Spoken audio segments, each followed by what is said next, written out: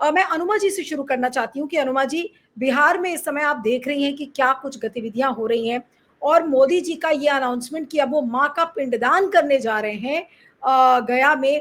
क्या इसको एक पर्सनल डिसीजन की तरह बोलकर और छोड़ दिया जाए, या फिर इसकी आलोचना की जाए कि उन्होंने माँ के पिंडदान को एक तमाशा बना दिया?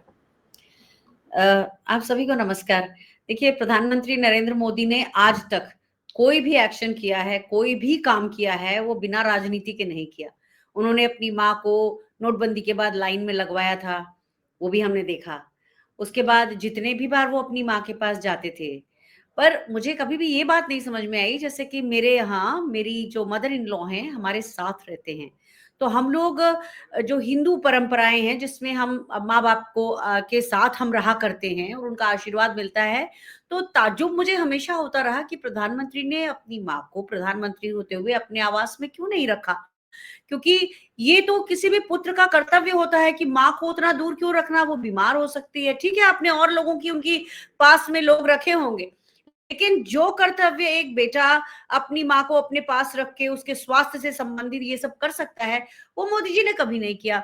लेकिन बार बार चुनाव के लिए उनका प्रयोग किया गया और इतना दुख होता है कि कोई व्यक्ति किसी रिश्ते को नहीं समझता।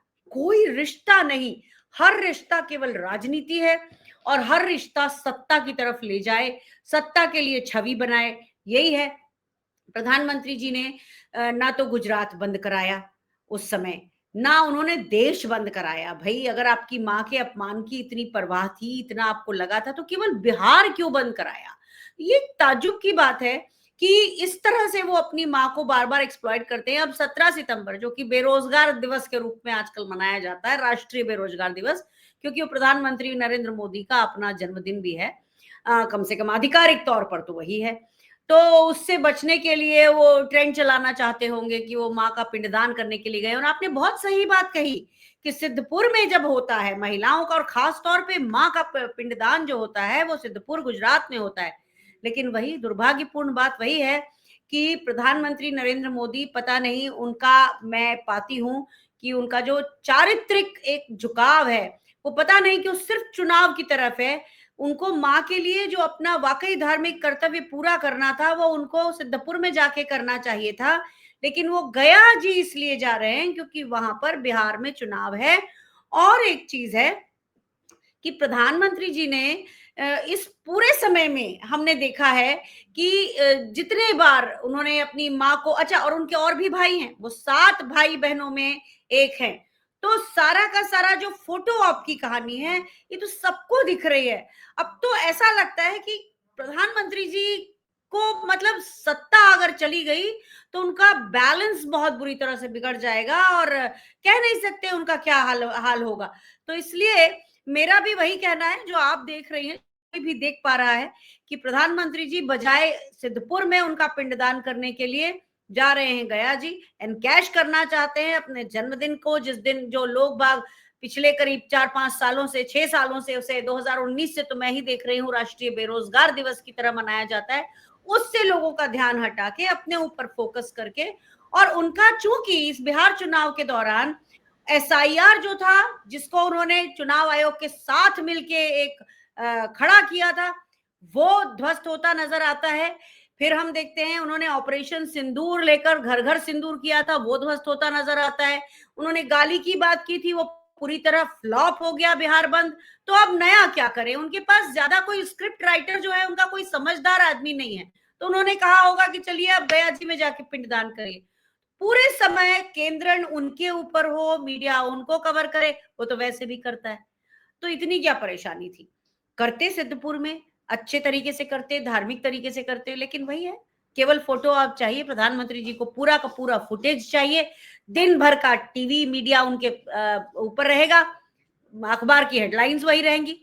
कुल मिला के प्रधानमंत्री जी बिना फोटो जीविता के जी नहीं सकते। अनुमा जी, अब विपक्ष इस चीज को काउंटर कैसे करेगा? ये इस एक ऐसा इशू है कि इसमें भावनात्मक अपील है, और मोदी जी, ठीक है, मोदी जी को कोई फर्क नहीं पड़ता, मोदी जी अपनी माँ का इस्तेमाल भी इस पिंडदान के लिए तमाशा बनाकर वो करेंगे, लेकिन इस पर विपक्ष कैसे करेगा? मान लीजिए कि अगर इसी चीज पर वो वोट मांगने निकल जाते हैं और अब क्या वो बोलेंगे ये तो अभी नहीं पता है, 17 तारीख को पता चलेगा, लेकिन उस दिन उनका जन्मदिन भी है। दोनों चीजें हैं, जन्मदिन भी है और वो उसी दिन अपनी माँ का पिंडदान भी कर रहे हैं। तो क्या आप लोगों ने सोचा है कि उस दिन के उस पूरे ऑप्टिक्स को, जब सुबह से शाम तक वो तस्वीरें जब चलेंगी सोशल मीडिया पर, उस पर खूब चर्चा होगी, तो उसको विपक्ष कैसे काउंटर करने वाला है उस दिन? देखिए नीलू जी, अब ना लोग ऊब चुके हैं नरेंद्र मोदी जी की, उन्हीं चीजों के दोहराव होते हैं। अब लोग पकड़ लेते हैं कि भाई ये मेटाडोर उसी समय क्यों जा रही है, ये एम्बुलेंस उसी समय क्यों जा रही है, प्रधानमंत्री जब भी विदेश जाते हैं तो उसी तरह से महिलाएं रो रो के क्यों बात करती हैं। तो जो स्क्रिप्ट है उसमें नयापन नहीं बचा, तो हमें कुछ नहीं करना पड़ेगा। लोग वैसे भी उकता गए हैं, बार बार भावनात्मक शोषण। आप देखिए, जो ऑपरेशन सिंदूर था उसका अब कोई असर ही नहीं है। शुरू में मीडिया ने पूरी ताकत से किया, और फिर घर घर सिंदूर जैसे आया तो वहां से जो फ्लॉप होना शुरू किया, और प्रधानमंत्री नरेंद्र मोदी उसके बाद लगातार फ्लॉप होते चले जा रहे हैं।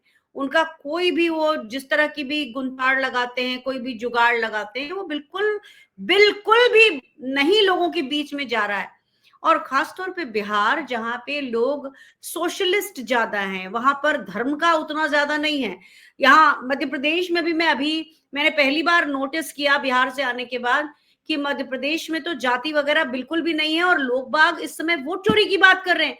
मेरे लिए बड़ा आश्चर्य की बात थी, क्योंकि मध्य प्रदेश इतने सालों से बीजेपी का गढ़ लोग कहते हैं, वहां ये हो रहा है। तो जिस तरह से लोग अब ये सारी बातें समझ चुके हैं, मुख्य जो पेज है उस पर वोट चोरी की बात आ रही है। कल जिस तरह से सुप्रीम कोर्ट ने निर्णय दिया और चुनाव आयोग को सीधे सीधे ताकीद की कि 12वां डॉक्यूमेंट वो आधार कार्ड होगा, तो जितना भी नरेंद्र मोदी जी ने माइलेज लिया था चुनाव आयोग के द्वारा, अब लोग अपना रिक्लेम कर रहे हैं। दोबारा वो अपने वोटिंग के अधिकार लेकर रहेंगे, और इस चीज के कारण नरेंद्र मोदी जी की जितनी भी ये भावनात्मक बहसें हैं, उन्होंने हर चुनाव में ऐसा किया है। कहीं प्रयागराज जी में जाकर तर्पण कर रहे हैं, कहीं कुछ कर रहे हैं, कहीं अमरनाथ की गुफा में जा रहे हैं। और अभी भी आप क्या समझते हैं, अभी भी जब चुनाव जिस दिन हो जाएंगे उस दिन वो किसी गुफा में, किसी जगह में जाकर, वहां जाकर इस तरह के ढोंग करते रहेंगे। तो मुझे लगता है सभी पैनलिस्ट एक बात कह रहे हैं और सब समझ रहे हैं, और ना केवल पैनलिस्ट समझ रहे हैं, मुझे लगता है पूरा देश समझ रहा है। क्योंकि अब ना इन नौटंकियों की अति हो चुकी है, बार बार के ड्रामे, बार बार के मगरमच्छ के आंसू, अब इनका कोई भाव बचा नहीं है। बस मुझे एक ही डर लगता है, जो मैं बार बार ये कहती हूँ, कि प्रधानमंत्री नरेंद्र मोदी जब देख लेंगे कि उनके हर चीज जो है निष्प्रभावी हो गए, तो फिर क्या किसी का खून बहेगा। क्योंकि राजा पकड़ जिस विधानसभा को मैं देख रही हूँ, वहां हिंदू मुस्लिम राइट्स हो गए पिछले 4 दिन पहले, और एक मुस्लिम व्यक्ति की मृत्यु हो गई। तो सारे तरफ से खेलते हैं ये सत्ता के लिए, हिंदू मुस्लिम भी कराएंगे, इस तरह के ड्रामे भी करेंगे, लोगों को खरीदेंगे भी, नेताओं को खरीदेंगे भी, धमकाएंगे भी। अभी तो ईडी और सीबीआई के छापे पड़ना देखिए, वो बाकी है। तो इन सारे जो पूरा ये जो एक मेन्यू बना रहे हैं, उसमें कसर कुछ नहीं छोड़ने वाले हैं। लेकिन इस बार इनके मेन्यू को लोग पूरी तरह खारिज करने वाले हैं। ये मेन्यू नहीं चाहिए, ये मेन्यू बहुत उबाऊ है, इस मेन्यू में कुछ नहीं बचा, इसमें जनता के मुद्दे नहीं है। तो अब हमको वो पूरा मेन्यू चाहिए, वो घोषणा पत्र चाहिए, इसमें करके दिखाओ आप। तो नरेंद्र मोदी जी का इस बार ये कुछ बहानेबाजी चलने वाले नहीं है। विपक्ष को बहुत ज्यादा करने की जरूरत नहीं है, लोग बाग उकताए हुए हैं, लोकतंत्र उनसे उकता गया है, बिहार के लोग भी उनसे उकताए हुए हैं।